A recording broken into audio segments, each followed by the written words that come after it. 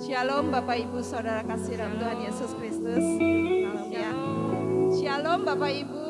Shalom. Ada sukacita ya. Amin. Mari kita berdoa sebelum ibadah kita mulai. Bapak Surgawi, Tuhan Yesus Kristus dan Roh Kudus, kami bersyukur dan berterima kasih Bapak untuk hari yang baru yang Tuhan berikan buat setiap kami. Bahkan untuk waktu yang indah Tuhan berikan buat setiap kami. Saat ini merupakan saat yang terindah buat setiap kami. Untuk kami boleh datang di hadapan-Mu. Untuk kami boleh memuji dan menyembah Engkau. Biarlah hadirat-Mu kami rasakan. Karena di dalam hadirat-Mu ada sukacita. Di dalam hadirat-Mu ada damai sejahtera. Biarlah suasana surgawi melingkupi setiap kami. Terima kasih Bapak, terima kasih. Urapan Tuhan turun atas setiap kami, pribadi lepas pribadi. Terima kasih Bapak. Kami siapkan hati kami Tuhan. Kami siapkan roh kami untuk lebih lagi di dalam hadirat. Bawa kami naik ke gunung kudus-Mu. Bawa kami untuk masuk dalam kemah keintiman dengan Engkau lebih lagi. Kami hanya fokus, hati kami hanya tertuju Bapak. Terima kasih Tuhan Yesus, terima kasih. Oh, haleluya. Mari kita sama-sama menyembah di dalam haleluya, haleluya. Terima kasih. Terima kasih. Terima kasih Tuhan. Haleluya. Haleluya.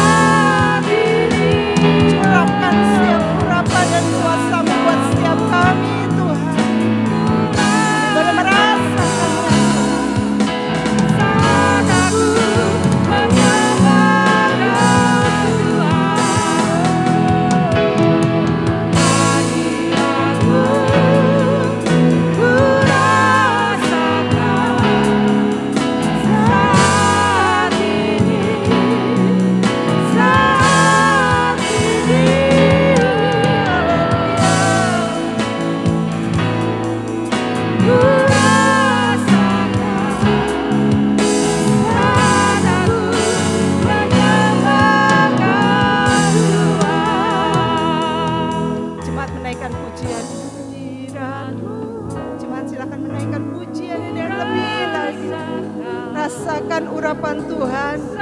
Rasakan kuasa Tuhan saat ini. Biarkan setiap kita boleh menyembah di dalam roh dan kebenaran. Yes.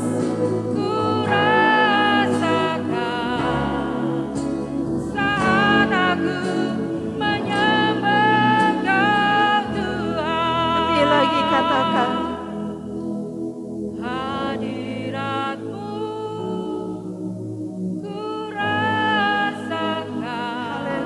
Tuhan. Saat ini.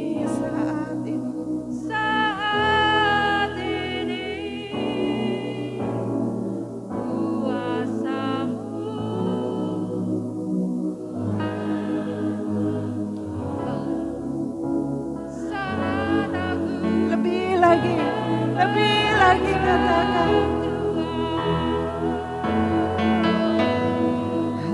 Hadirat-Mu ku rasakan saat ini.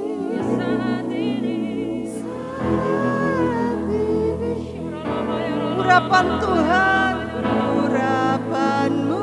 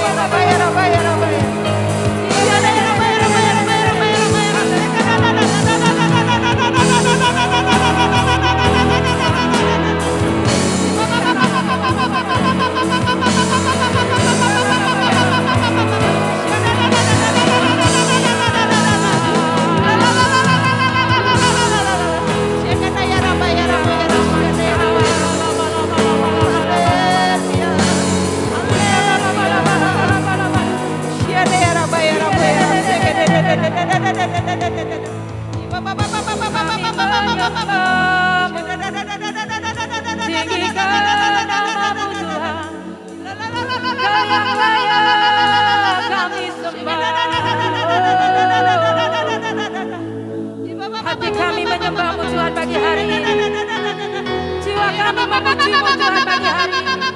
Sebab Kau saja yang layak untuk kami tinggikan Tuhan. Oh, Kau ajaib, Kau dahsyat, Kau hebat Tuhan. Segala pujian hanya bagi-Mu Tuhan Yesus.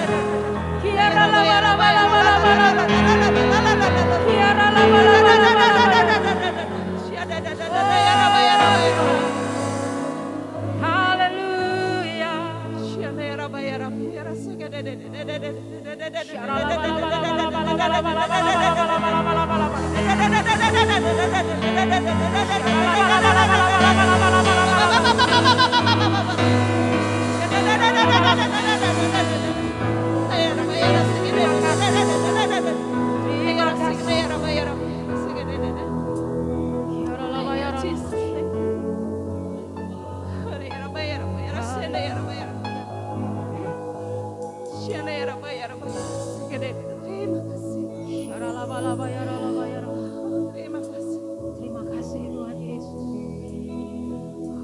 Terima kasih Tuhan Yesus.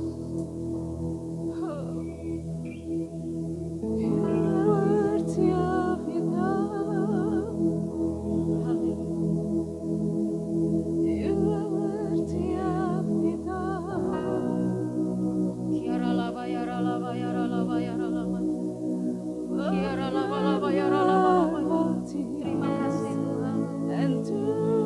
Kau layak untuk kami sembah sampai seumur hidup kami.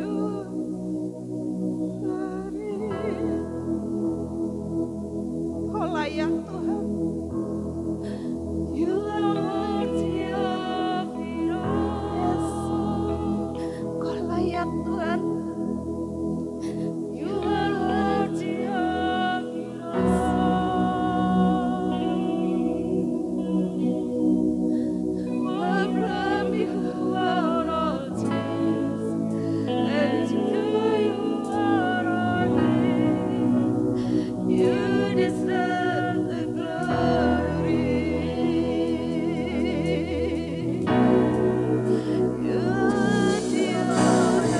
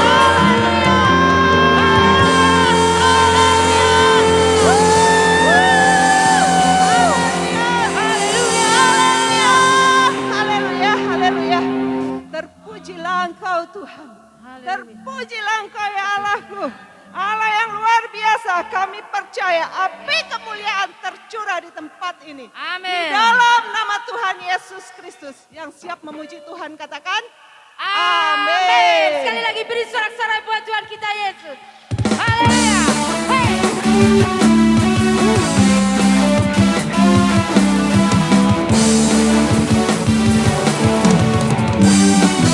Katakan sama-sama. Dengarkanlah suara nabi memanggil semua umatnya dari seluruh penjuru. Datang untuk menyembah Dia. Dengarkanlah suara nabi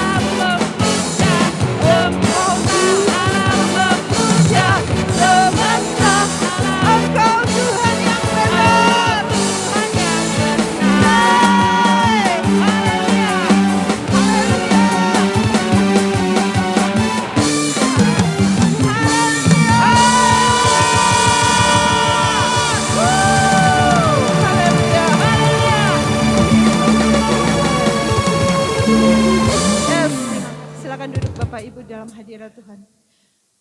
Bawa kami lebih dalam lagi Tuhan. Lebih lagi, bahkan tenggelamkan kami di dalam hadirat-Mu lebih lagi. Penuhi setiap kami dengan kuasa urapan-Mu. Jamah setiap kami. Terima kasih Tuhan.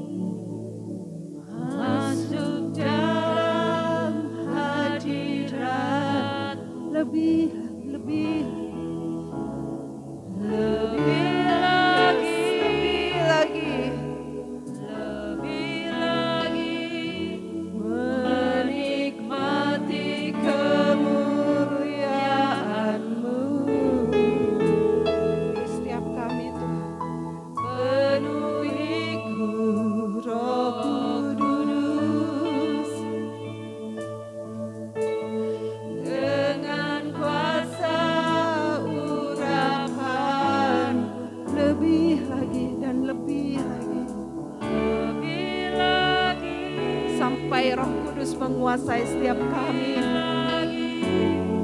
sampai Roh-Mu menguasaiku. Roh yang kudus, jamahlah hatiku, jamahlah jiwa. Kuasa-Mu yang mengubahkan setiap hidup kami, sehingga kami boleh memiliki hati yang baru. Yes, Tuhan. Haleluya. Dipenuhi kuasa Roh Kudus yang menuntun hidupku menjadi sempurna, penuh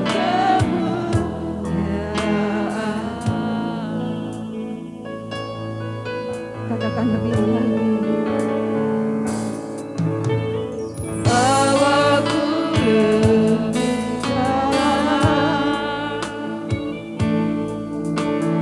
masuk dalam hadirat. Lebih lagi Tuhan, lebih lagi,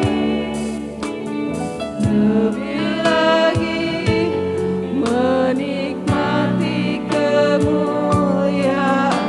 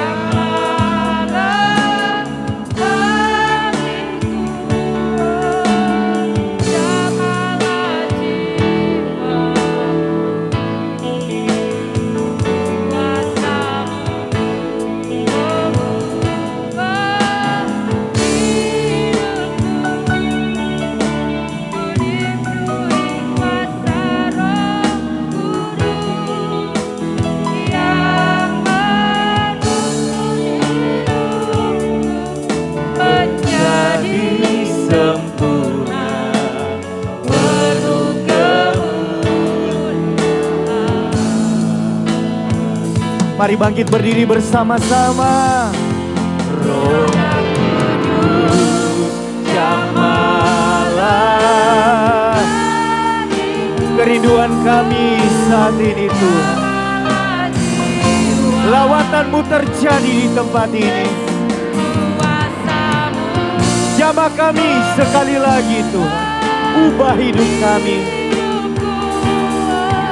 Dipenuhi kuasa Roh Kudus yang menuntun hidupku menjadi sempurna, penuh kemuliaan.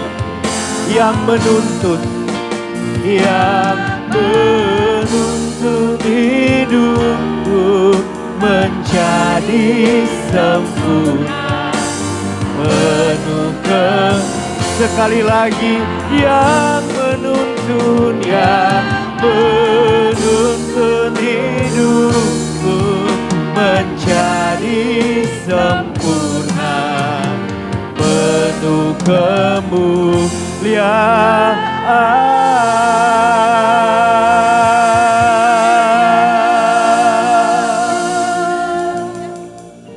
Kami percaya Engkau ada di tengah-tengah kami Tuhan. Dan itu yang paling penting bagi kami. Sebab ketika Engkau hadir, mujizat terjadi di tempat ini. Ketika Engkau hadir, permulihan besar-besaran terjadi dalam hidup kami. Terima kasih Tuhan. Oleh sebab itu kami merendahkan hati, menghormati kehadiran Tuhan, mempersilakan Tuhan bekerja di tempat ini. Pengurapan-Mu turun atas hamba-Mu, sampaikan isi hati-Mu. Segala kemuliaan hanya bagi Engkau. Di dalam nama Yesus, siap diberkati firman. Bersama kita katakan, tepuk tangan bagi Tuhan. Silakan duduk. Puji nama Tuhan. Shalom saudara. Terima kasih untuk Ibu Gembala. Juga adik-adik saya, anaknya Bapak Ibu Gembala di sini. Komplit ya hari ini. Lengkap. Oh belum ya? Haleluya. Terima kasih untuk kesempatan melayani di sini. Mungkin ada beberapa jemaat yang belum kenal saya. Saya percayalah saya adalah teman dari Gembala Saudara. Saya teman dari Pak Tommy. Pelayanan dari awal dan sampai beliau berpulang sekarang sudah di surga bersama Tuhan. Saya adalah orang yang bersama-sama dengan Gembala Saudara. Dan betul saya melihat apa yang sudah dimulai oleh Pak Tommy dan Ibu, itu diberkati oleh Tuhan. Sampai hari ini apa yang sudah dimulai oleh karena kedahsyatan Tuhan. Terus berkembang dan saya percaya ini bukan akhir dari segalanya.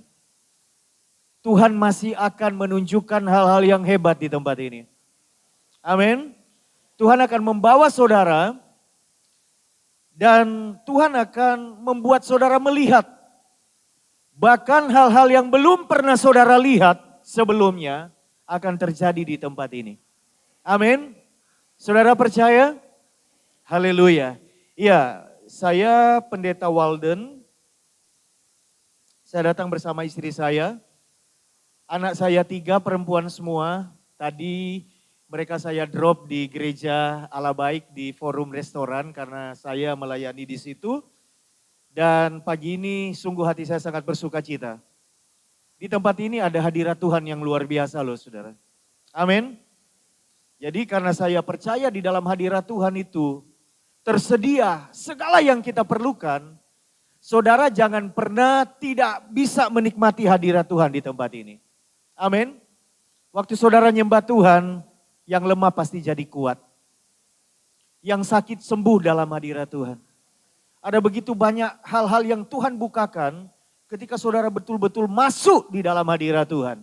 Tepuk tangan untuk para pemusik, para pemuji. Tepuk tangan kita untuk kemuliaan nama Tuhan. Amin.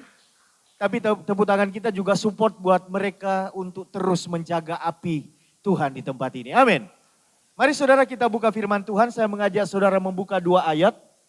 Bu Gembala saya dibatasi sampai berapa jam di sini? Terserah? Oh haleluya. Terserah, kalau di gereja lain 1 jam, 45 menit, 30 menit, di sini terserah ya. Oke, 30 menit. Haleluya. Mari kita buka bersama 1 Samuel pasal 17. Kita akan baca 2 ayat, dan ayat ini bukan ayat yang asing. Sangat kita kenal peristiwanya, tetapi pagi ini saya akan coba menyampaikan apa yang Tuhan taruh di dalam isi hati saya, untuk supaya 2 ayat yang tidak asing bagi kita ini, kita bisa melihat dari sisi yang berbeda, tetapi kita mendapatkan berkat yang luar biasa. Ayat yang ke-49 dan 50 1 Samuel pasal 17. Saya pagi ini berasa ada di SBO TV ya saudara. Ada lampu, ada banyak sekali peralatan, seperti syuting. Puji Tuhan, tempat ini diberkati Tuhan loh, saya lihat ya. Semuanya ada yang kurang di sini ya. Wow, tepuk tangan bagi Tuhan. Tuhan itu dahsyat loh di tempat ini. Ya, 1 Samuel 17 ayat 49 mulai, dikatakan begini. Lalu Daud memasukkan tangannya ke dalam kantungnya, diambilnyalah sebuah batu dari dalamnya.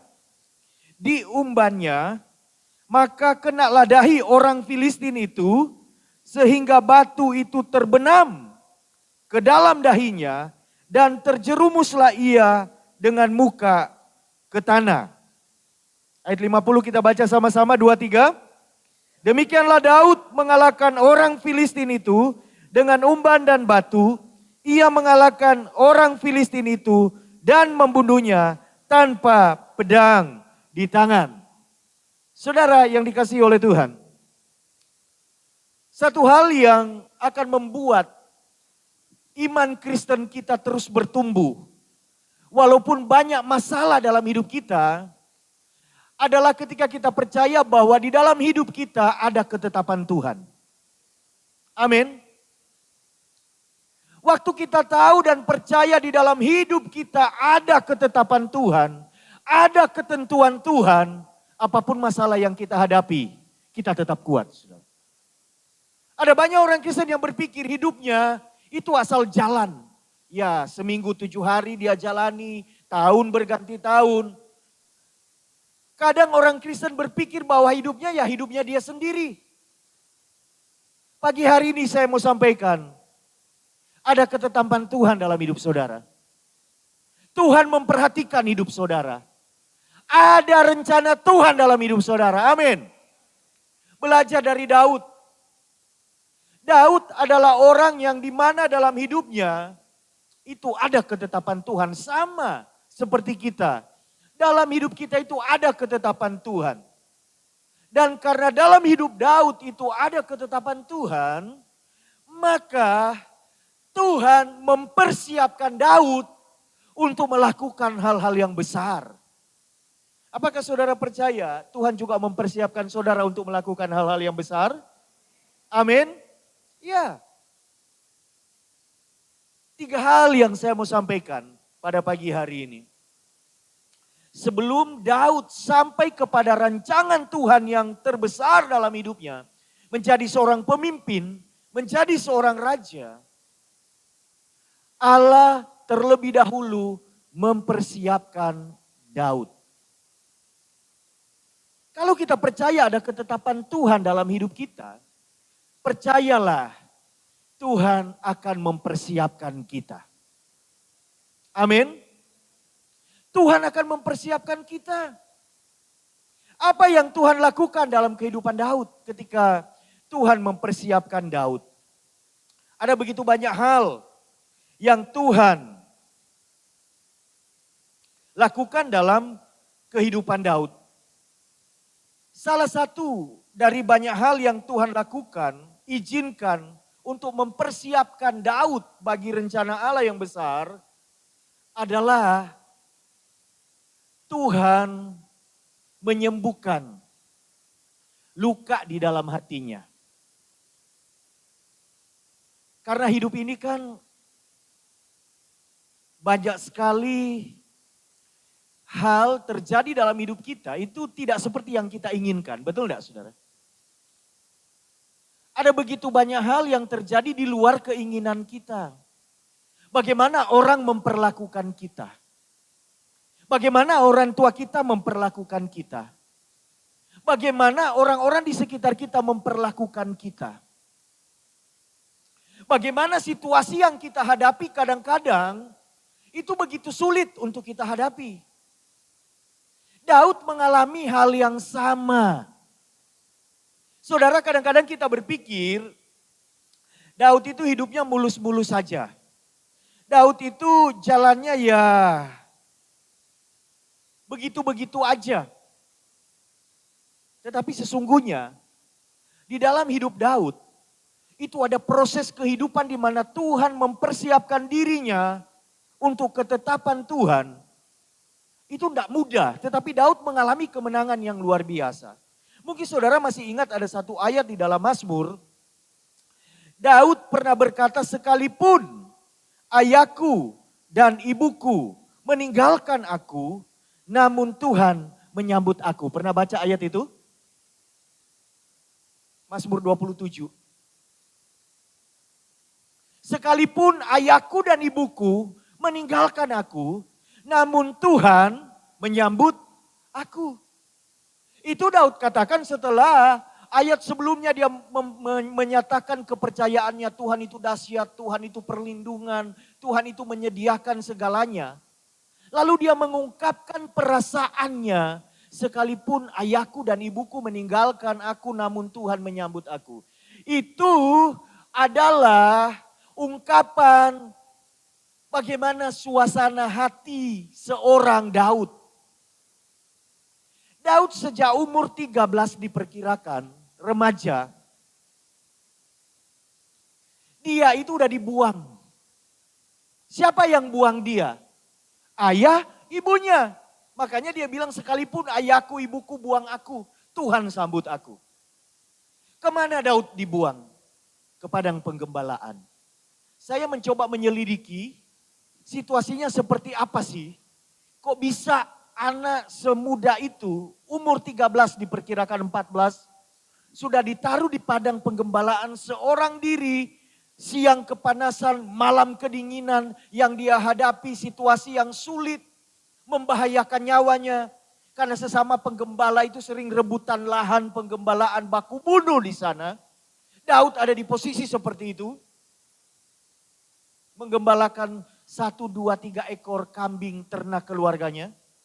Kenapa Daud dibuang di sana? Saya mencoba menyelidiki situasinya.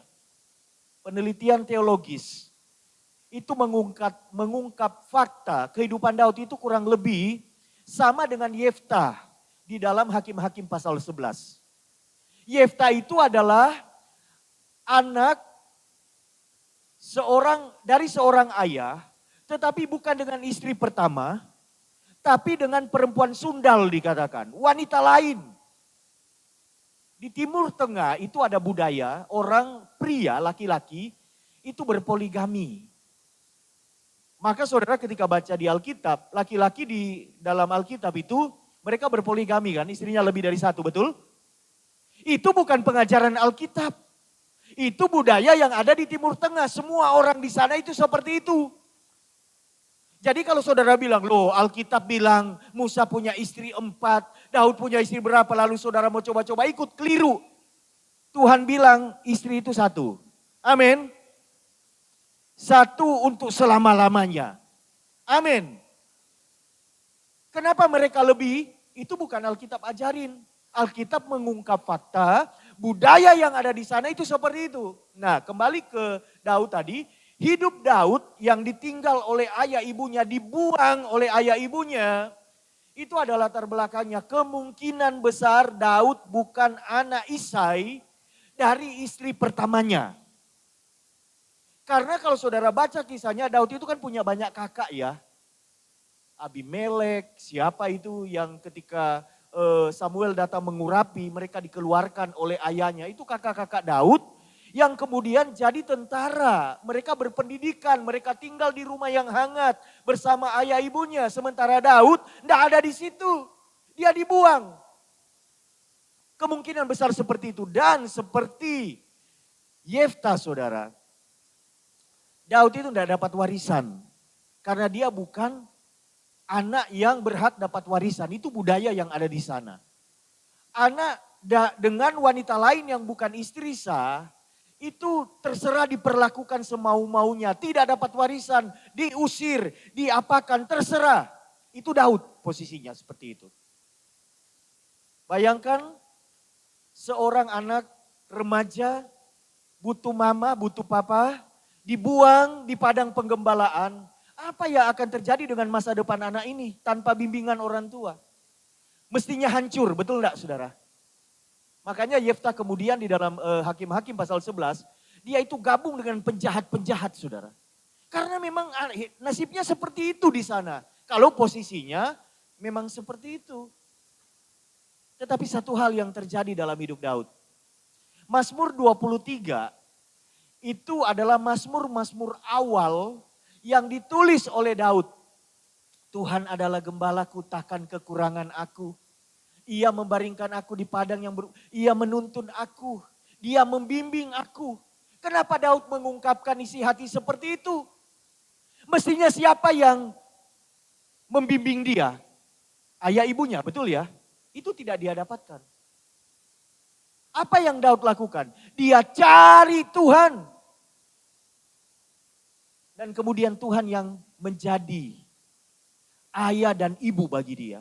Bimbing dia, tuntun dia, menyediakan hidangan bagi dia. Dan seterusnya. Saudara, kalau saudara hari ini percaya dalam hidup saudara ada ketetapan Tuhan, pegang itu.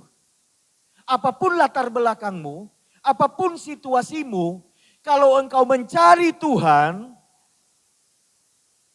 masa depanmu pasti berubah. Lebih dahsyat, lebih baik. Tuhan akan membalikkan keadaan. Amin. Banyak orang posisinya seperti Daud. Mungkin dari keluarga yang broken atau asal usul tidak jelas misalnya begitu. Kan ada orang seperti itu ya. Saya pernah loh ketemu orang, dia bingung dengan asal usulnya. Saya tidak tahu siapa ayah saya. Kalau ibu, ya saya juga bingung karena saya juga ibu saya ibu angkat.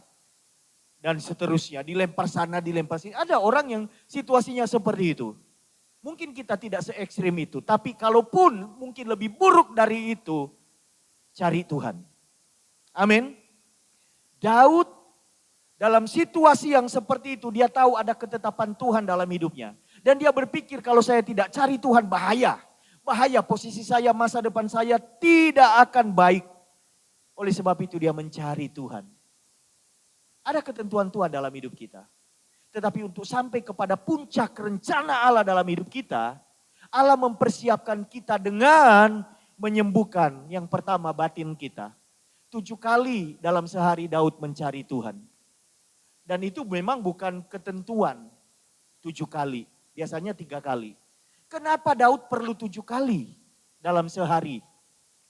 Karena setiap kali hatinya berontak, kenapa papa begitu, kenapa mama begitu, kenapa kakak begitu, kenapa saya dibuang di sini. Dia perlu datang mencari Tuhan untuk menenangkan hatinya saudara. Sampai setiap hari 7 kali dia cari Tuhan. Bahkan dikatakan dia membangunkan fajar, matahari belum terbit. Dia udah cari Tuhan, kenapa? Dia butuh itu supaya hatinya tenang saudara. Tidak apa-apa, apapun latar belakang kita. Saya mau katakan dari mimbar yang kudus ini. Latar belakang kita itu tidak ada hubungannya dengan masa depan kita kalau kita ketemu dengan Tuhan. Amin. Ada orang yang latar belakangnya bagus, ideal, tidak dibuang seperti Daud. Papa mamanya lengkap dan lain sebagainya. Tapi masa depannya juga hancur. Ada saudara? Maksud saya di sini adalah pegang ketetapan Tuhan dalam hidup kita. Dan izinkan Tuhan memulihkan hidup kita. Karena ketika Tuhan pakai seseorang, yang dipersiapkan itu adalah kapasitas hatinya. Amin. Hati saudara, hati saya, hati kita yang Tuhan perlengkapi. Daud punya hati yang luar biasa. Nanti kita akan lihat, terbukti ketika dia jadi raja, papa yang buang dia, mama yang buang dia, kakak-kakak yang ngusir dia ketika dia datang ke pertempuran, itu tetap dikasihi oleh Daud. Dia luar biasa saudara. Saul yang mestinya mau bunuh dia itu, dia punya kesempatan membunuh musuhnya. Dia tidak lakukan itu. Itulah hati yang sudah dipulihkan oleh Tuhan. Dan Tuhan sedang mencari hati yang seperti itu untuk dipakai menjadi alat kerajaannya, saudara. Amin. Saya tahu gereja ini punya misi yang berbeda dengan gereja lain. Dari pujian dan doa yang saya ikuti sejak awal, gereja ini punya misi menjadi berkat bagi kota ini dan bagi bangsa ini. Betul enggak, Bu Gembala? Ya, dan bagi keluarga-keluarga. Kerinduannya adalah penginjilan di sini, kalau saya tangkap rohnya tadi. Kalau memang itu menjadi kerinduan saudara, Tuhan akan mulai dengan memulihkan hati saudara. Supaya apa? Saudara bisa pulihkan orang lain. Amin. Saudara bisa dipakai untuk jadi berkat bagi orang lain. Tuhan pulihkan dulu kehidupan kita. Jadi itu yang pertama, hati. Yang kedua, apa yang Tuhan lakukan ketika ketetapannya akan dilaksanakan dalam hidup kita. Belajar dari kehidupan Daud, Tuhan memperhadapkan Daud dengan pertempuran yang dahsyat. Jadi kalau selama ini Daud itu musuhnya itu singa, beruang, ya apalah di padang penggembalaan dan bisa dia kalahkan. Untuk dia sampai ke puncak rancangan Allah yang besar, perlu satu batu loncatan. Perlu satu keadaan terjadi pembalikan. Karena saya tahu, ketika Daud dalam posisi sebagai gembala saja, lalu Tuhan urapi dia dan ditempatkan sebagai raja, maka orang-orang akan pandang dia sebelah mata. Orang-orang tidak akan anggap dia siapa Daud, betul enggak? Daud itu perawakannya, diteliti ya, badannya itu di bawah rata-rata orang laki-laki di Israel. Tinggi badannya itu sekitar 150 sampai 160. Cuwili, saudara. Mukanya kemerah-merahan gitu. Imut-imut. Gembala jadi raja. Oh, saudara, masalah. Tetapi Tuhan tahu satu hal. Israel perlu tahu bahwa ada Allah yang besar di dalam diri Daud. Makanya kemudian dia harus berhadapan dengan Goliat. Seperti yang kita baca tadi. Amin, saudara. Ketika saudara akan dipakai Tuhan lebih dahsyat, Tuhan izinkan saudara hadapi masalah yang dahsyat. Setuju, katakan amin. Aminnya tidak banyak ya. Pak, masalah tidak dahsyat aja saya sudah KO, Pak. Apalagi masalah dahsyat. Semakin tinggi posisi, semakin besar ujiannya. Itu pasti, betul? Tetapi tenang, ketika Tuhan izinkan Daud berhadapan dengan Goliat, kemenangan Daud itu tidak bicara tentang kekuatannya, kemampuannya, kehebatannya, tapi kemenangan Daud cuma bicara tentang kedahsyatan Tuhan. Amin. Karena begini saudara, waktu kita tadi baca ayat 49 dikatakan begini. Ini Goliat tingginya 3 meter lebih dikit. Ada di sini yang 3 meter lebih dikit. Hampir 2 kali saya saudara. Tingginya Goliat. Seorang pahlawan, pengalaman perang hebat, punya ilmu bikin orang lain kena mental, itu hebat Goliat, betul enggak? Tiap hari dia ngomong di depan orang Israel. Daud dan pahlawannya itu saudara langsung kena mental semuanya. Sembunyi ketakutan. Itu Goliat, pahlawan. Dan orang setinggi Goliat, senjatanya pasti luar biasa, betul enggak saudara? Enggak mungkin senjata Goliat itu tombaknya sebesar ini saudara. Lah lucu ya orang 3 meter kekar tinggi. Pasti seimbang. Perisainya, baju perangnya, kelengkapan perangnya, dia seorang pahlawan. Itu musuh yang dihadapi Daud. Lalu Daud ketika dia ngomong kepada Goliat, engkau datangi aku dengan pedang, lembing, tombak. Daud ngomong, aku datangi engkau dengan nama Tuhan. Wow. Lalu apa yang Daud lakukan? Dikatakan ayat 49 tadi, lalu Daud memasukkan tangannya ke dalam kantungnya. Coba semua masukin kantong. Ini musuh di depan kita canggih, besar. Sekarang nih penentuan. Muka dengan muka, head to head. Daud masukin tangannya ke dalam kantong. Kalau kan yang kemudian dikeluarkan pistol, masih ada harapan saudara, betul enggak? Tapi waktu itu kan belum ada pistol ya. Tapi begitu Daud keluarkan tangannya dari kantong, yang dikeluarkan apa tadi? Batu saudara. Saudara lihat, di sana senjata lengkap perang, di sini tidak ada senjata. Yang ada apa? Batu. Tidak cocok. Coba kita ukur ya nanti. Lalu kemudian dia ambil batu dengan percaya diri. Ya tentu batunya juga bukan batu yang segini ya. Tinggi badan 100, kurang 160, batu yang besar-besar tidak kuat ngangkat kan saudara. Gembala ya biasanya kurang gizi kan, betul enggak? Pasti kurus. Mau ditinggalnya di padang kok. Bukan tinggal di rumah. Batunya batu kecil. Lalu diambil batu diumban. Dulu waktu kita sekolah minggu, guru sekolah minggu bilang apa? Pakai katapel ya. Itu sekolah minggu malas belajar gurunya itu. Umban dia bilang katapel. Kalau guru sekolah minggu saya lebih parah lagi. Kalian tahu kalau di Sangir itu namanya katepel. Kalian tahu katepel? Gagangnya seperti apa pegangannya? Ye kan? Itu Yesus katanya, ngawur tuh.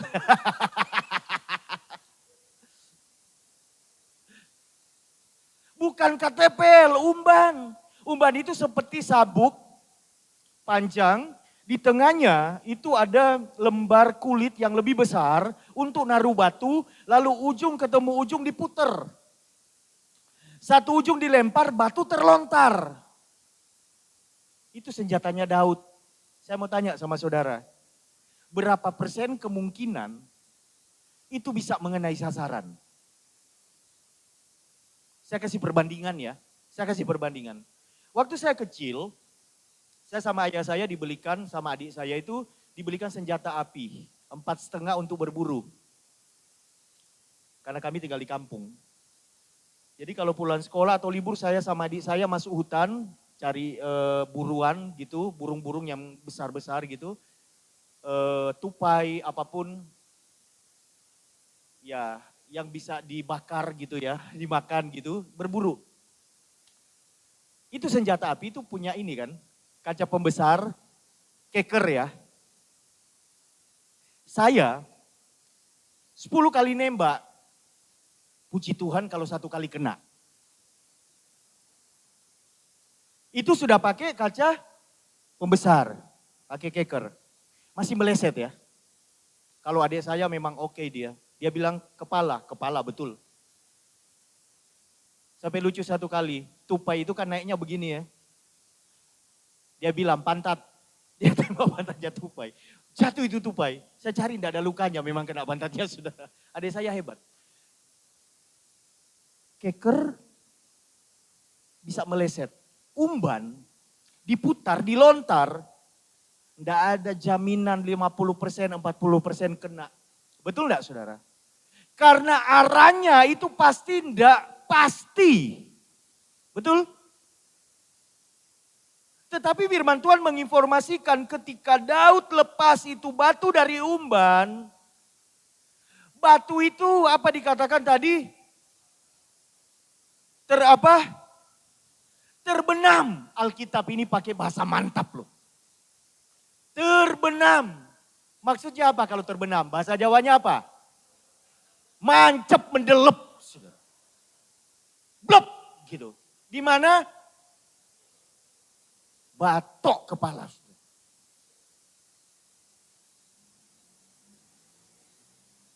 Saya itu waktu baca ini saudara, ini kan kisah yang lama tapi saya bilang dahsyat Tuhan itu benar.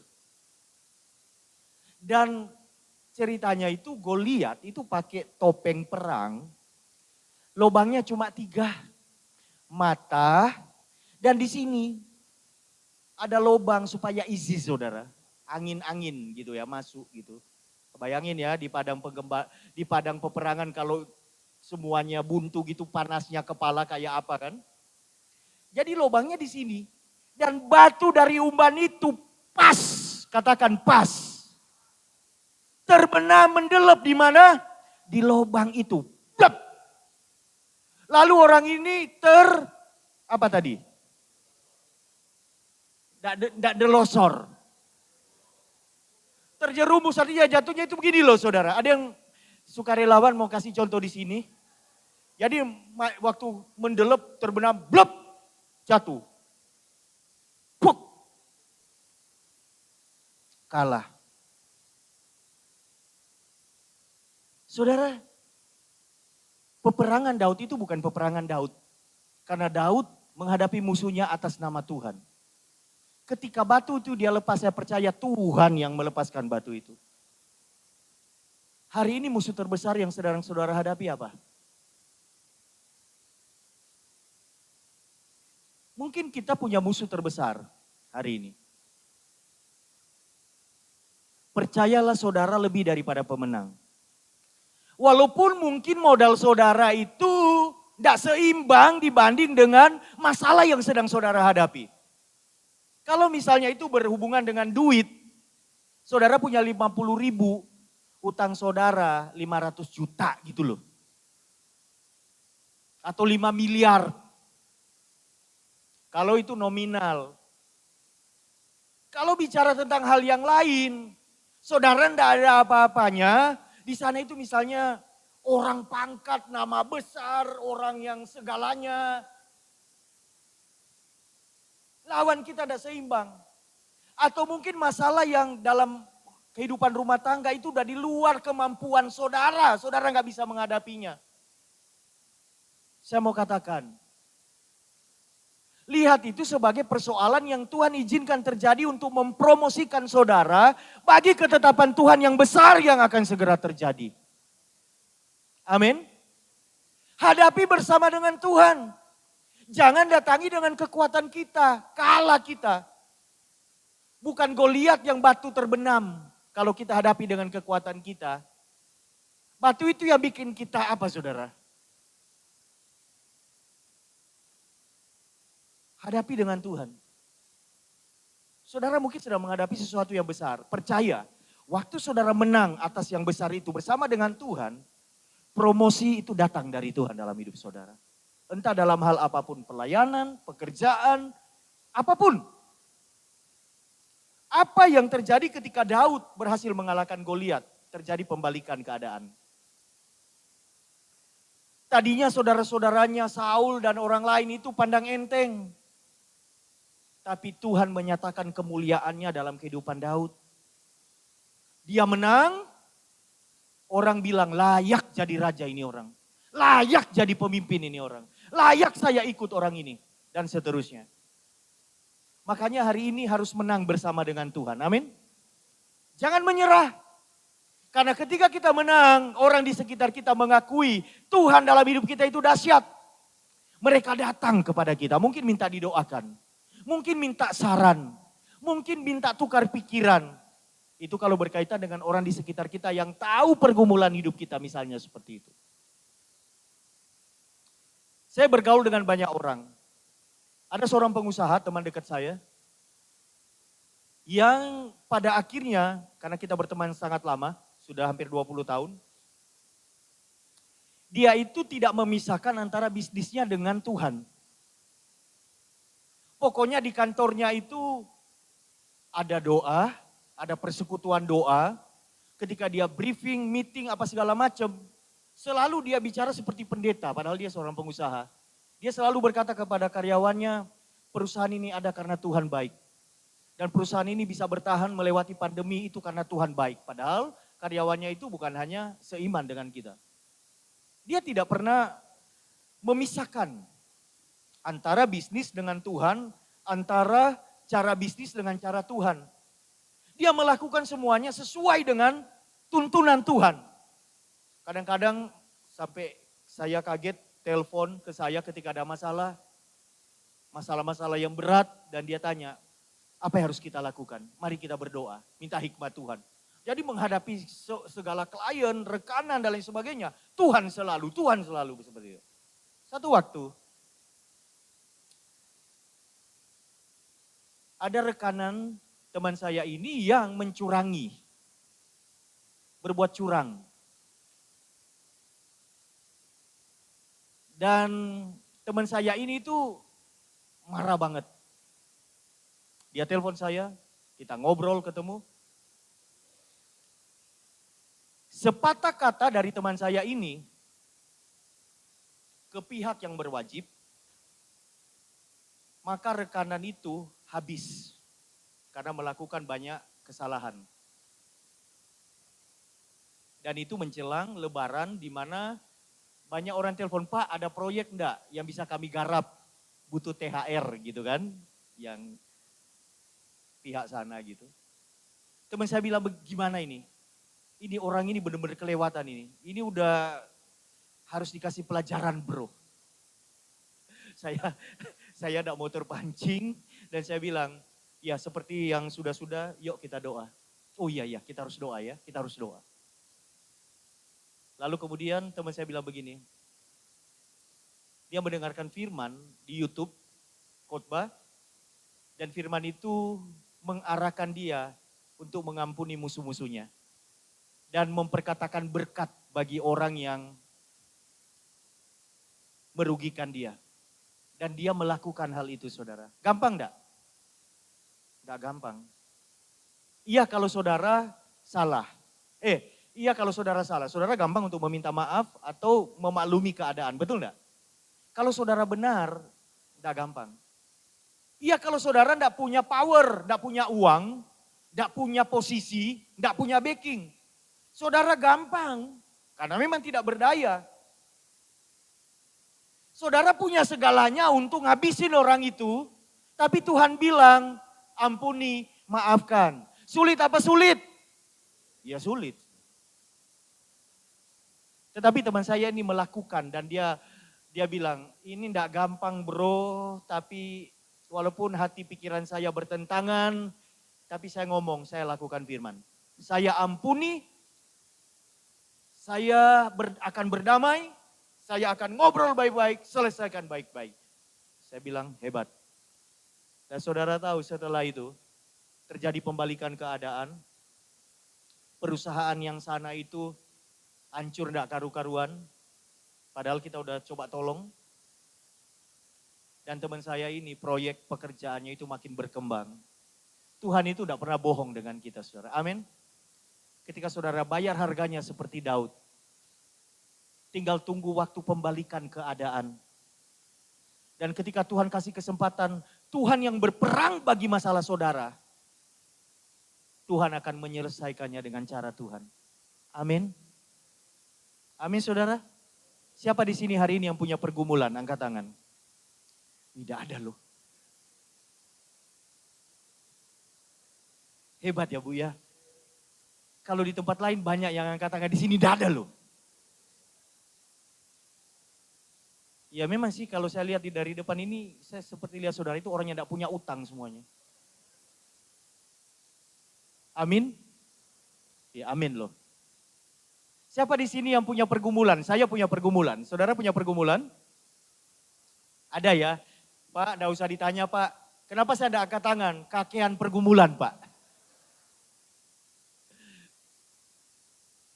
Setiap orang punya pergumulan. Tapi izinkan Tuhan masuk dalam masalah hidupmu. Amin. Engkau tetap lakukan bagian yang dapat engkau lakukan. Tapi izinkan Tuhan mengendalikan semuanya. Maka bahkan batu dari sungai itu bisa menumbangkan pahlawan yang hebat. Itu bukan Daud, itu siapa?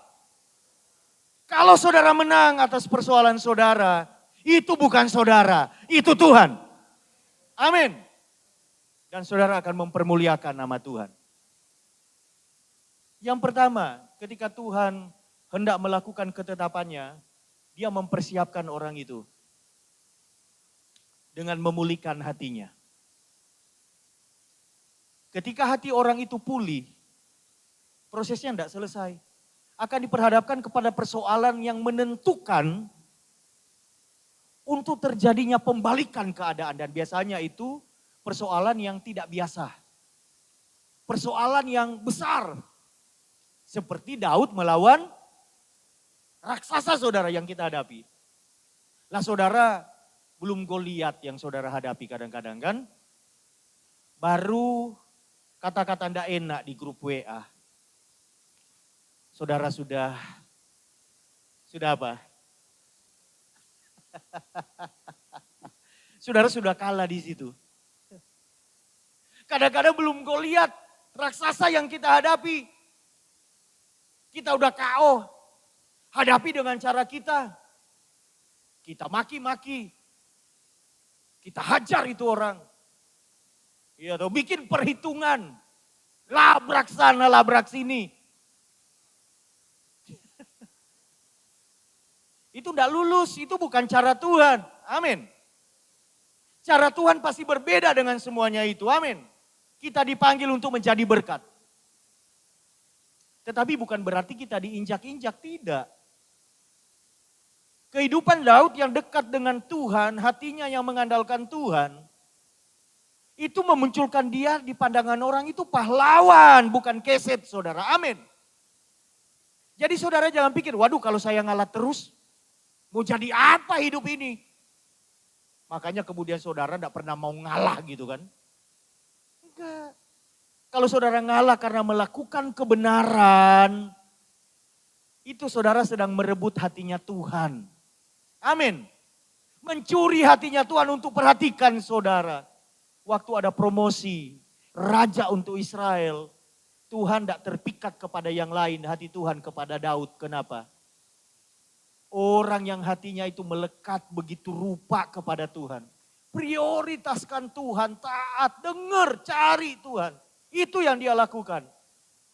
Maka orang seperti ini, mungkin masa lalunya ancur-ancuran, tidak bagus keadaan situasinya. Tapi Tuhan mengubah semuanya. Berubah 180 derajat, terjadi pembalikan keadaan. Daud menjadi raja, dia menjadi pemimpin. Memang ada kelemahan-kelemahan namanya manusia. Tetapi kita belajar ketika mengandalkan Tuhan. Kemenangan itu dijamin pasti terjadi dalam hidup kita. Amin. Saudara adalah umat pemenang. Amin. Tadi lagunya lagu lama itu. Apa? Sangkakala berbunyi itu tadi ya? Apa lagunya? Apa? Hah? Dengarkanlah suara nafiri. Itu kan mirip-mirip ya. Itu lagu lama. Lagu waktu itu saya belum lahir. Tapi lagu itu keren banget. Memunculkan bahwa ada panggilan peperangan dalam hidup kita setiap hari. Menang apa? Menang untuk apa? Bukan menang sama mertua, menang sama menantu. Bukan menang sama suami, tapi menang atas diri kita. Untuk tunduk kepada kehendak Tuhan. Itu kemenangan yang Tuhan kepengen. Amin. Karena itu bicara tentang hati yang diubahkan. Kualitas hidup, kapasitas di mana ketika Tuhan lakukan yang besar, kita siap. Amin. Iya. Yusuf juga sama dengan Daud. Perjalanan hidupnya itu wow. Ada ketetapan Tuhan, dipersiapkan. Tapi hati melekat sama Tuhan, akhirnya jadi. Kita ada ketetapan Tuhan, hati menjauh dari Tuhan, delay rencana Tuhan tidak jadi-jadi dalam hidup kita. Kenapa? Mental kapasitas kita itu tidak berkembang, nggak menjadi besar, tidak siap menampung rencana Allah yang besar. Saudara, mungkin saudara berkata, saya ibu rumah tangga Pak, apa yang bisa saya lakukan? Saya cuma seorang bawahan Pak, atau saya apalah gitu. No, Daud gembala. Tinggal di hutan seperti itu saudara. Tidak punya pendidikan, tersisihkan. Tuhan sanggup mengangkat hidupnya, apalagi hidup saudara. Amin. Saudara kan bukan seperti Daud. Paling tidak yang membedakan Daud tidak punya HP, saudara punya HP. Saudara, Daud tidak punya Facebook, saudara punya Facebook. Iya tuh, beda. Jadi modal untuk kita menang, kalau kita mengandalkan Tuhan itu sangat besar. Jangan jadi orang yang Sampai mati itu biasa-biasa saja. Karena Tuhan kepengen kita jadi seperti Daud. Ada progres yang luar biasa. Dan di sana nama Tuhan dipermuliakan. Saya berdoa dari jemaat di tempat ini. Satu waktu ya, satu waktu, bukan hanya 1-2 orang. Banyak orang dari saudara akan menggoncangkan kota ini. Jangan diaminkan dulu. Menggoncangkan kota ini kan bisa banyak ya. Banyak yang menggoncangkan kota ini dengan hal-hal yang buruk ya. Tapi saudara menggoncangkan kota ini karena ada hal dahsyat. Saudara jadi berkat. Luar biasa. Dan itu dilihat oleh pemerintah kota ini seperti doa saudara. Itu terjadi di tempat ini. Tadinya orang tidak kenal saudara. Tadinya siapa kita? Tidak ada yang tahu kita. Tetapi ketika Tuhan memunculkan kedahsyatannya karena kita mau berproses dengan Tuhan. Israel itu tidak ada seorang pun yang tidak kenal Daud, saudara. Betul tidak? Tuhan kan perlu yang seperti itu. Betul? Saudara menang atas satu hal yang besar, ada pencapaian. Mungkin secara UKM atau apapun. Banyak orang sekarang memulai bisnis. Tidak apa-apa, memang waktunya kita mulai bisnis. Wah modalnya. Kadang-kadang Tuhan itu izinkan kita mulai dari 5 roti 2 ikan saudara. Betul enggak? Apa yang ada pada kita, hajar mulai bersama dengan Tuhan kali ini. Kalau dulu modal besar gagal karena kita enggak sama-sama Tuhan. Hari ini modal kecil bersama Tuhan. Saya percaya 5.000 orang itu bisa makan dari 5 roti 2 ikan. Saudara bisa berhasil saudara. Amin. Mulai bersama dengan Tuhan. Lakukan, fokus. Tuhan, setiap hari aku berjalan bersama dengan Engkau. Setiap hari Engkau menyertai aku. Setiap hari apapun tantangannya bisa. Maka kemudian satu waktu saudara akan kaget. Saudara telah berada di satu tempat di mana saudara tidak pernah percaya kalau saudara bisa ada di situ.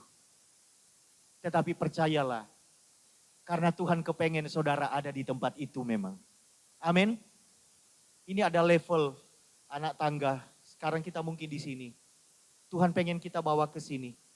Naik lagi, naik lagi. Kita tidak bisa mikir mungkin bisa sampai tinggi sekali. Tetapi ketika Tuhan yang membawa kita dan kita mau bersama dengan Tuhan. Satu waktu kita akan ada di atas untuk kemuliaan nama Tuhan. Amin. Ada di atas untuk kemuliaan nama Tuhan. Bukan untuk kemuliaan diri kita sendiri. Tetapi untuk kepentingan Tuhan yang punya ketetapan dalam kehidupan kita. Amin. Anak-anak muda yang ada di tempat ini potensi dalam dirimu besar. Jangan hanya berpikir, wah saya pemuda harapan pemudi. Hanya dibatasi di situ gitu ya. Punya mimpi yang besar. Anak-anak muda angkat tangan. Yang berjiwa muda boleh. Semua merasa tua di sini ya. Merasa senior. Anak muda masalahnya apa sih? Mindset. Cita-cita dibatasi kenapa? Papa ndak mampu, mama ndak mampu. Betul apa betul? Orang tua pun begitu, nak ojo ketinggian. Nanti kesampluk pesawat. Papa ndak mampu, mama ndak mampu. Kita seringkali batasi Tuhan yang dahsyat dalam hidup kita karena kita ukur kemampuan kita. Padahal Tuhan itu tak terbatas kuasanya. Amin. Ya betul, kita tidak sedang halu ya. Kita tidak mampu memang. Saya tidak mampu, anak saya 3. Tapi saya percaya, bagi Allah saya tidak ada perkara yang mustahil. Jangan batasi Tuhan karena kita terbatas. Karena Daud gembala tidak punya pengalaman perang, dia terbatas. Lalu dia mundur ketika dia berhadapan dengan Goliat. Jangan, maju terus. Karena ini tidak bicara tentang kita tetapi Tuhan yang kita layani siang dan malam. Yang kita sembah siang dan malam. Amin. Papa tidak mampu, mama tidak mampu. Cita-cita saya yang Tuhan taruh dalam hati saya ini tinggi. Karena saya tahu Tuhan yang mampu. Amin. Maka kemudian jalan akan terbuka. Bisa melalui siapa saja, melalui apa saja. Engkau pasti sampai kepada apa yang Tuhan mau. Karena engkau tidak membatasi Tuhan. Dengarkan saya anak-anak muda. Jangan batasi Tuhan karena keterbatasan kita. Izinkan Tuhan dan berjalanlah bersama dengan Tuhan. Nurut Tuhan itu paling enak. Amin. Pasti sampai kepada tujuannya. Jadi yang pertama itu, dan yang kedua, yang pertama adalah ketika Tuhan punya ketetapan, Tuhan persiapkan, kita harus rela hati dibentuk oleh Tuhan. Jangan keras hati maunya sendiri. Yang kedua, kita pasti akan diperhadapkan kepada persoalan yang besar. Dan yang ketiga, jangan melihat apa yang ada pada kita. Tetapi lihat Tuhan yang segalanya tersedia bagi kita di dalam Dia. Amin. Pandangan kita itu harus tertuju kepada Tuhan. Kalau hari ini kita lihat situasi kita pasti akan mundur, saudara. Betul? Kita pasti akan takut. Tapi kalau kita melihat Tuhan, iman kita bangkit. Hidup kita bukan karena melihat, tapi hidup kita karena apa yang saudara percaya. Itu yang akan terjadi. Daud tidak melihat Goliat, tapi dia melihat Tuhan yang lebih besar dari Goliat. Kalau dia melihat Goliat, mundur dia. Enak jadi gembala aja. Gembala dengan pengertian ngangon kambing domba.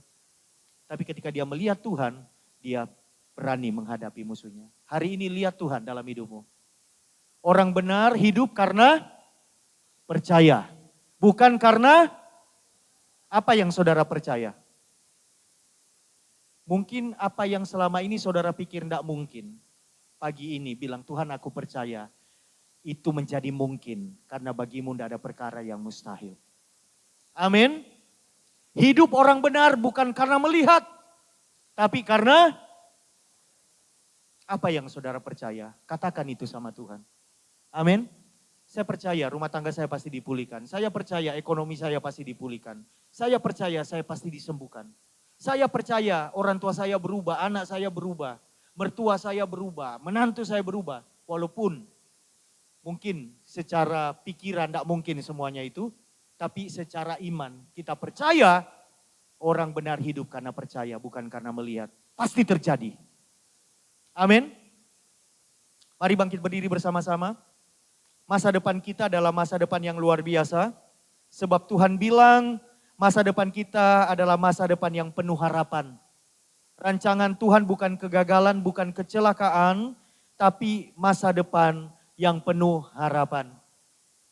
Yang sedang Tuhan lakukan hari ini adalah mempersiapkan hidup kita. Supaya kita hidup benar di hadapan Tuhan. Pikiran kita benar, cara hidup kita benar.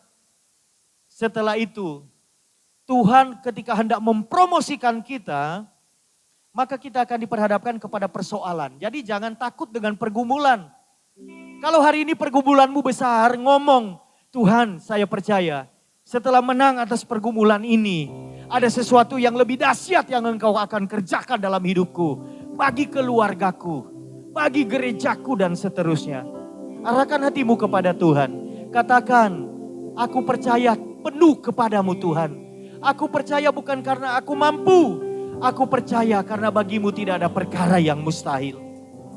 Haleluya, haleluya. Kirabalabashata kaya rabasyara balabalaba.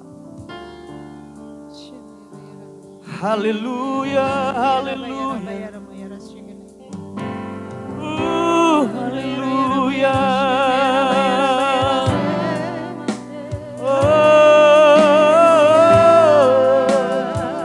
Mari angkat hatimu. Nyatakan betapa engkau mengandalkan Tuhan sepenuhnya dalam hidup. Kira baba baba baba baba bala bala base.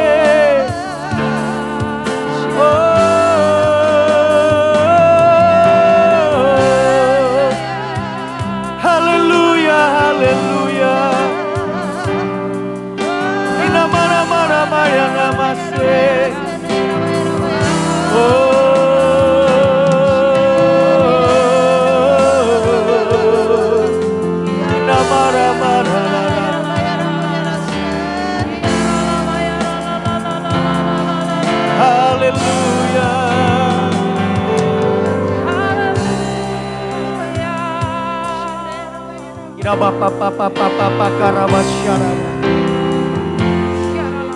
Ajaib kau Tuhan, penuh kuasa, sanggup pulihkan keadaanku.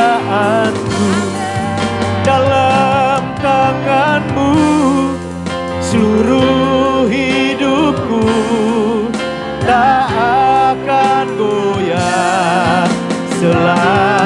Katakan ajaib, ajaib Kau Tuhan.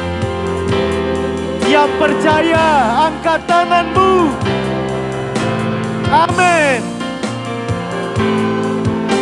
Dalam tanganmu, oh, seluruh hidupku tak akan goyah selamanya.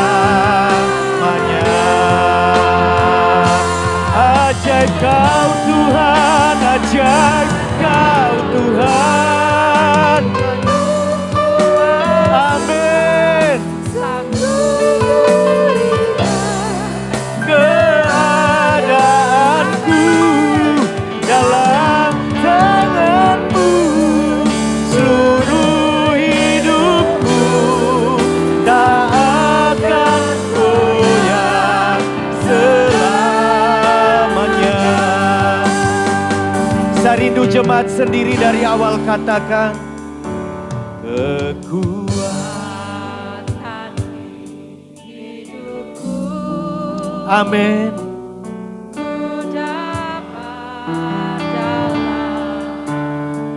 Kau tidak pernah sendiri.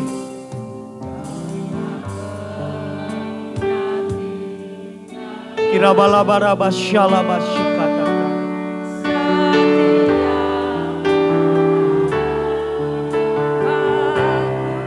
Berseru,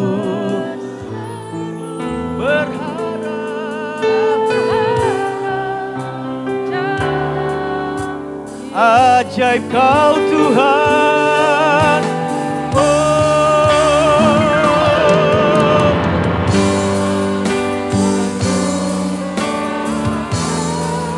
sanggup pulihkan keadaanku dalam tanganmu, seluruh hidupku tak akan goyah.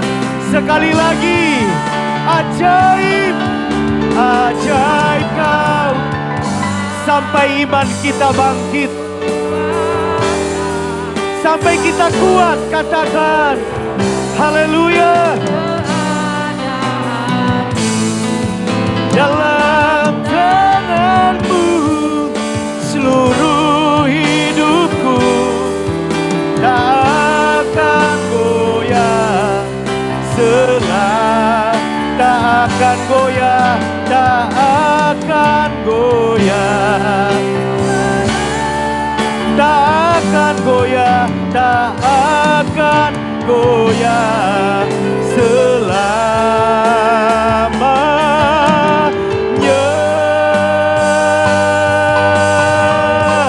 Oh, haleluya. Syarabalabalabalabalabalabalabalaba. Kirabalabalabayalabayalabayalaba. Syadarabo. Kurialabayalabayalabayalabalaba. Kirabalabalabalaba. Syenabo. Kinamatagarabalabalabalaba. Oh, haleluya. Terima kasih Tuhan. Kami bersuka cita siang hari ini. Sebab Engkau kemenangan kami. Bahkan untuk pergumulan persoalan hidup yang berat, kami bersuka cita. Sebab Tuhan izinkan di balik semuanya itu ada rancangan Tuhan yang lebih besar dalam hidup kami. Terima kasih Tuhan. Kalau Engkau akan mengangkat hidup kami, kami bersyukur kepadamu. Untuk setiap persoalan yang kami hadapi, kami tidak mau menjadi lemah. Kami andalkan Tuhan. Kami mau berjalan bersama dengan Tuhan. Kami mau memandang Tuhan. Maka kami dapat mengalahkan setiap masalah. Bahkan yang paling berat, yang paling besar dalam hidup kami. Di atasnya nama Tuhan yang dipermuliakan. Hamba-Mu berdoa bagi umat-Mu. Mungkin ada di antara mereka siang hari ini datang dengan keputusasaan. Hampir saja menyerah. Karena semua yang dicoba gagal.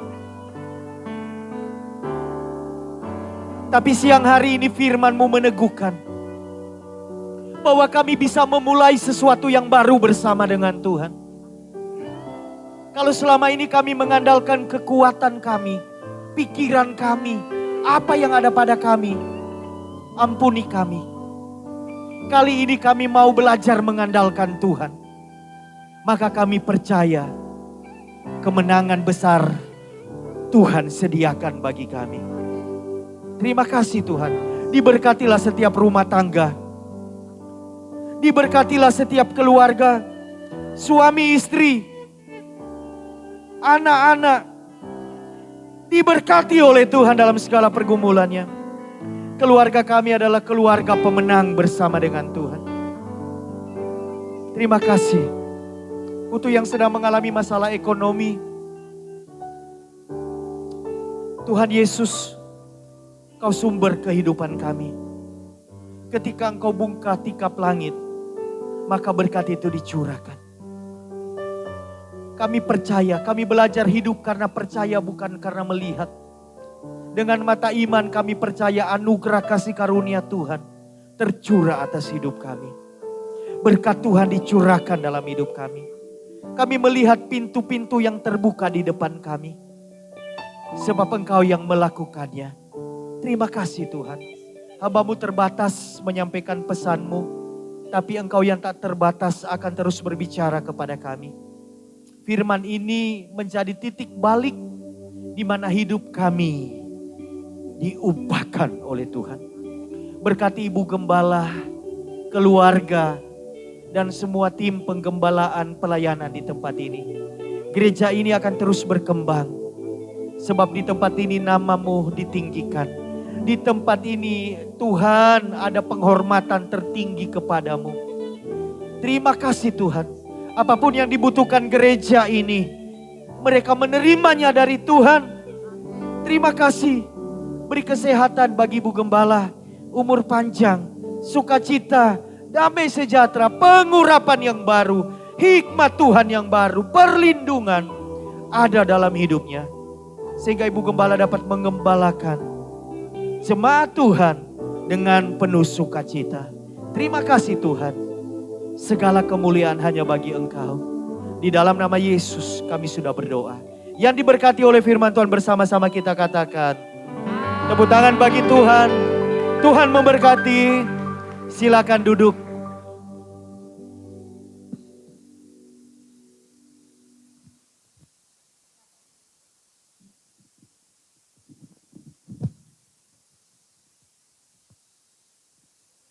Puji Tuhan, saudaraku diberkati dengan firman Tuhan pagi hari ini. Ya, firman Tuhan sungguh luar biasa. Ya, ayo saudaraku, tadi kuncinya apa? Apapun yang kita hadapi, saya tidak mengulang, ya, tapi saya tekankan saudaraku, apapun yang saudara hadapi di dalam hidup ini, apapun latar belakang saudara, siapapun saudara, ya, yang penting saudara cari Tuhan, datang kepada Tuhan, mengandalkan amin. Jangan mengandalkan kekuatan kita sendiri. Kalau kita mengandalkan kekuatan kita, ambyuk saudaraku, tidak tahan, tidak kuat. Ya, karena musuh kita ini lebih besar daripada kemampuan kita. Amin. Ya, saya izinkan semuanya itu terjadi. Bukan Tuhan itu jahat, sekali lagi saya ngomong. Bukan Tuhan itu tidak adil. Saudara ngomong dalam hati, Tuhan itu enggak adil, Tuhan itu enggak ada. Kalau Tuhan itu baik, kenapa kok aku mesti ngalami ini? No, saudaraku. Tuhan izinkan supaya kita beri dilatih, saudaraku. Ya, iman kita semakin tinggi, semakin tebal, kita naik level. Tuhan mau mempromosikan kita. Amin. Saudara menangkap firman Tuhan tadi ya. Saya rasa tadi saya mendengar cukup gamblang sekali. Ya, ayo saudaraku, jangan saudara menyerah, jangan saudara putus asa. Ya, bahwa bersama dengan Tuhan tidak ada yang amin. Ya, Suami yang digondol wewe gombel dipulang nombek Tuhan. Amin. Istri sing pasti dijamah. Semuanya dipulihkan Tuhan. Amin. Puji Tuhan. Kita akhiri ibadah kita pada pagi hari ini. Kita bangkit berdiri. Kita akan pujikan.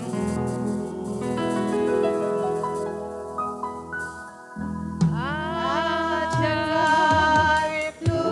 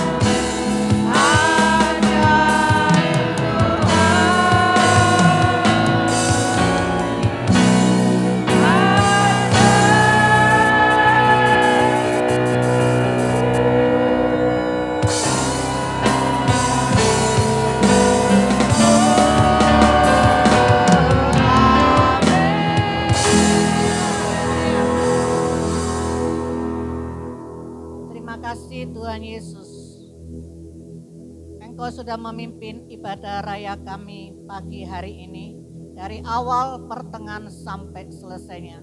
Kami boleh merasakan lawatan dan jamahan-Mu Tuhan. Setiap pribadi lepas pribadi kami, tidak ada yang tertinggal satupun Tuhan. Bahkan yang mengikuti ibadah online pun Tuhan, Engkau menjamah dan melawat mereka juga Tuhan. Terima kasih Tuhan Yesus. Dan kiranya berkat-Mu atas hamba-hamba-Mu yang melayani pagi hari ini. Baik itu WL, musik, hamba-Mu yang sudah menyampaikan kebenaran firman-Mu. Yang melayani prokes, Tuhan multimedia, kami semuanya. Tuhan memberkati kami semuanya Tuhan. Apapun yang menjadi pergumulan kami, apapun yang menjadi persoalan kami percaya Tuhan, Engkau Allah yang besar, Engkau Allah yang tidak pernah meninggalkan kami, Engkau yang membela kami, Engkau yang menolong kami, Engkau yang memberikan jalan keluar kepada setiap persoalan kami. Terima kasih Tuhan untuk kami keluar menjadi pemenang Tuhan. Terima kasih Tuhan Yesus, terima kasih. Dan kalau kami akan meninggalkan tempat ini, kembali kami ke rumah tangga kami masing-masing. Kami percaya penyertaan-Mu ada di dalam setiap kami. Sampai di rumah dengan selamat sejahtera. Pertemukan kami Tuhan untuk minggu depan. Kembali kami berkumpul bersama-sama memuji dan memuliakan nama Tuhan. Terima kasih Tuhan Yesus, terima kasih. Terima kasih Tuhan Yesus, terima kasih. Saudaraku yang terkasih, angkat kedua tanganmu, angkat wajahmu. Terimalah berkat yang dari Allah Bapa, Anak dan Roh Kudus. Tuhan memberkatimu, Tuhan melindungimu, Tuhan menyinarimu dengan wajahnya dan memberikan kau kasih karunia-Nya dan damai sejahteranya. Dan apapun yang kau kerjakan dibuatnya berhasil, beruntung dan berbahagia. Mulai hari ini sampai selama-lamanya. Di dalam nama Tuhan Yesus Kristus. Yang percaya dan menerima katakan. Puji Tuhan, silakan duduk, kita dengar pengumuman.